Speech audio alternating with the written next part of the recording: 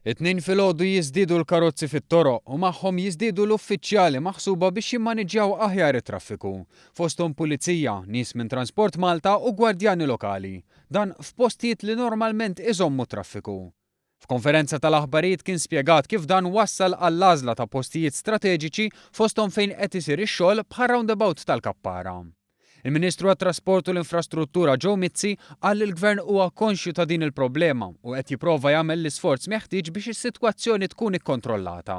Il-traffiku però din hija tal-konġestjoni tat-traffiku xi ħaġa li teżisti u mhux se solvija kompletament żgur għaliex aħna Malta hija post isu belt pajjiżi oħra li kull imkien hemm dak konġestjoni wkoll għaliex meta jkollok ammonti ta' vetturi f'konċentrament għandek dawn il-problemi. L-awtoritajiet appellaw lis-sewwieqa biex isegwu r-regolamenti tat traffiku, jippjanaw tajjeb il-vjaġġ tagħhom u jkunu aġġornati dwar il-luq ta' toroq u rotot alternattivi li jistgħu jintużaw.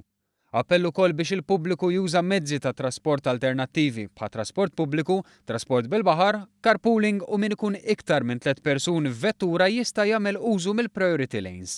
Min-naħa tiegħu il-Kap Eżekuttiv ta' Transport Malta James Piscopo qal li Transport Malta fi żmien li ġej se toħroġ sejħa ta' espressjoni ta' interess għall-inizjattiva ta' car u bicycle sharing. Inizjattiva li ssir fi bliet Ewropej fejn għandhom problema ta' traffiku. Dan fost għadd ta' miżuri oħra.